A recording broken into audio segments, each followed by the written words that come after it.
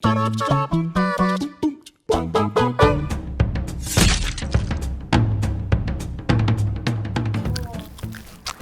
that nice? Is that nice?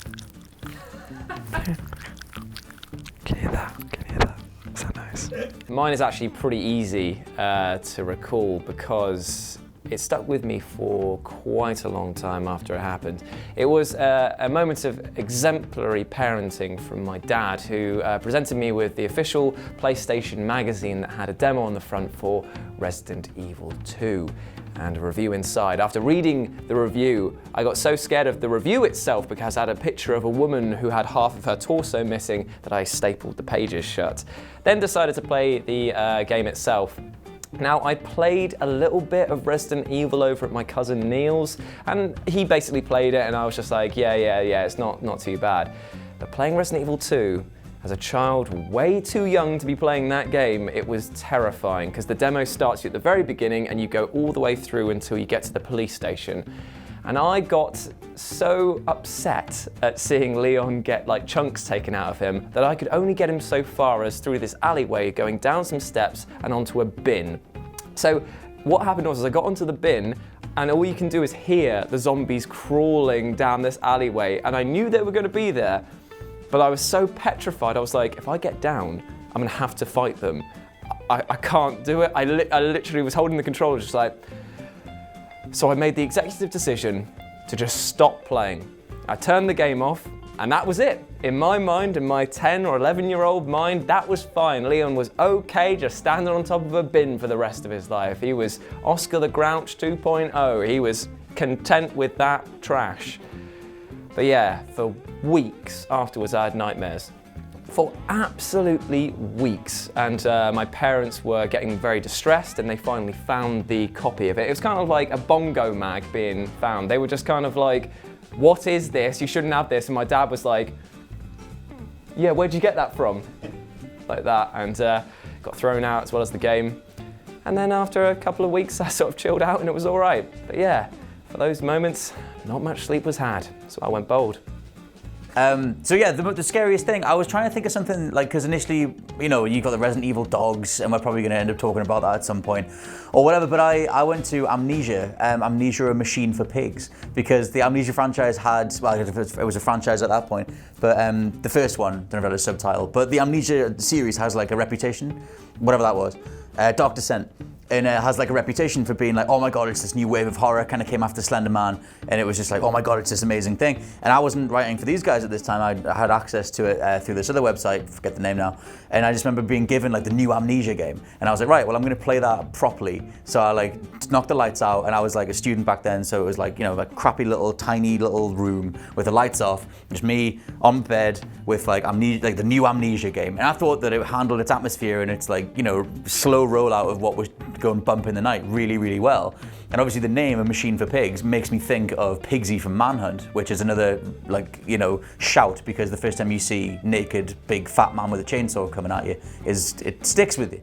But going back to Amnesia, the whole thing with that is that there's these weird like half human, half pig hybrids that the game slowly like drip feeds are out there in like London or wherever it is, chasing you down, and you just get fed that. You get fed like vague sketches and like little, like, you know, little quotes from people, and like you might be running along and like one of the doors behind you will clatter. You realize that, oh my God, it's on the other side of there, or whatever. And like that was the thing that really stuck with me, that initial sort of, oh my God, what is that thing? Because there's one bit when you descend down a bunch of stairs and you go into a completely pitch black room, you can just see ahead of you, and you hear like the squeals and the snorts of this like weird pig thing in the room with you, but you can't see it, you don't know where it is.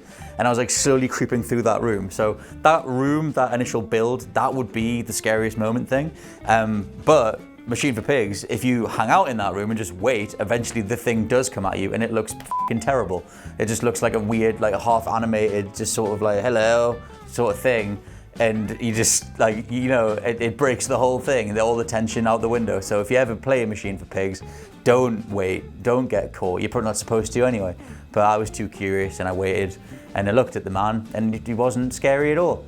So, yeah, Well, there were a few I was thinking about before going into this, but we've all pretty much decided that Resident Evil is the scariest franchise of all time, and that was it for me as a kid, and that's it for me now. But there is another game very similar to that and Silent Hill, which is PT, that you sadly cannot even play anymore unless you have it actually downloaded on a PS4. And the first time I played that, and even going back to it now, knowing where all the scares are, it's just goddamn terrifying. I think it's because it doesn't really work on any sort of logic. It's just this surreal hallway that you go backwards and forwards through every single time, and just subtle things change. I mean, sometimes huge things change, like there's a fetus in the sink, and you're like, where the hell did that come from? That's not mine. And you're like, what do I do with this? But then other times it's just little lines of dialogue that shift on the radio, and when that guy tells you to not touch that dial, you're like, all right, sir, I will not touch that dial. And it's just properly horrifying. And there are jump scares in it, but they don't break the tension. And I think in a way, it's sort of just the anticipation of not knowing what's going to happen when you walk through that door, and if Lisa is going to be there. And it looks so photorealistic as well, man. It looks so photorealistic, and everything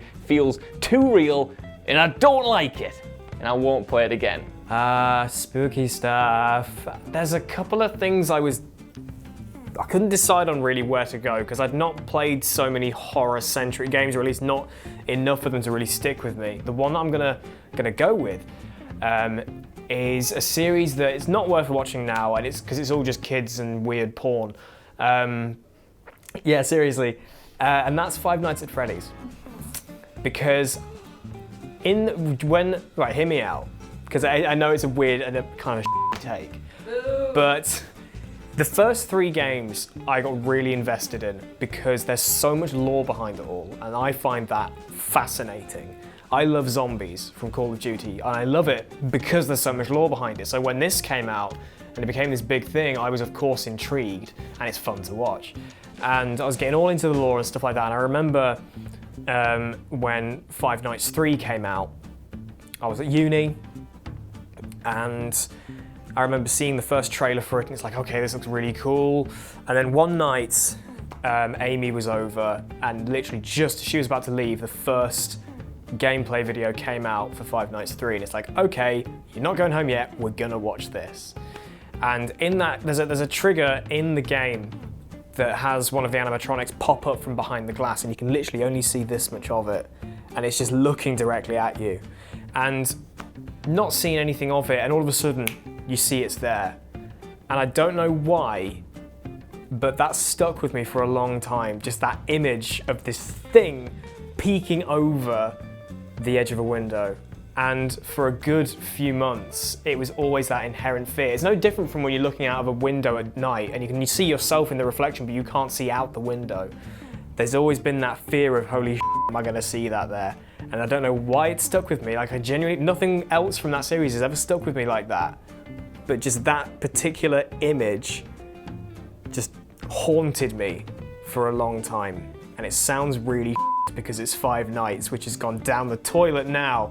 But back when it was in its prime time, I loved it because nothing had like stuck to me in a scary way for a long, long time before then. My name is Rach, and I am scared of everything. I like scary games. Okay, it's kind of like a love-hate kind of thing. And when one came along very recently, last year in fact, I was like, right, let's have you. That game was Resident Evil 7. It's actually probably my favorite horror game because of how much it stuck with me. I played it for a little bit. I went home and I just couldn't stop thinking about it. I wanted to play more of it. I wanted more of this masochistic, like hurting myself by spooking myself kind of stuff. Like, it was crazy. The first couple hours of Resident Evil 7 are so good because you have like no weapons for a little bit of it. And I feel like that's the best because you're kind of like stealthing around the house and that sort of stuff. You're getting chased by Jack, and even when you get a gun, you can't even really damage him.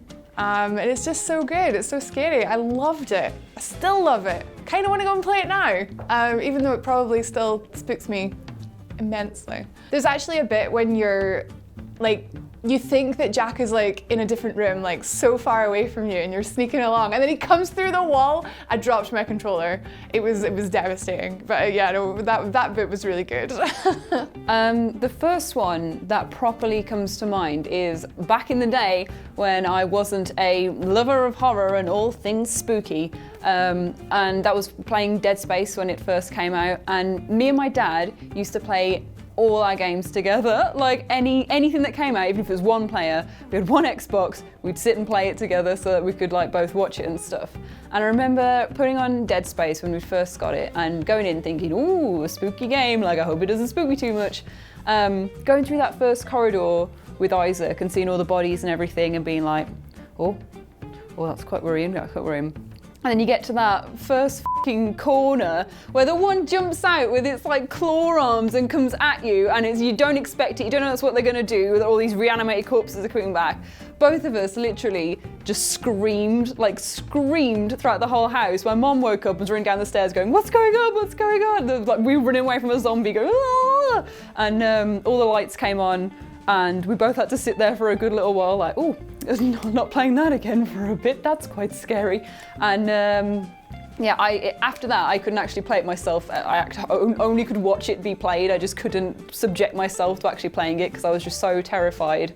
And every time I think about it, I get like the adrenaline. I'm like, oh God, because it was just horrid. It was so horrid, that first experience, and I just wasn't prepared for it. But like I would play it so many times again afterwards, after we completed that first time, and it's such a good game and such a cool concept, and all the interesting parts of it are so good.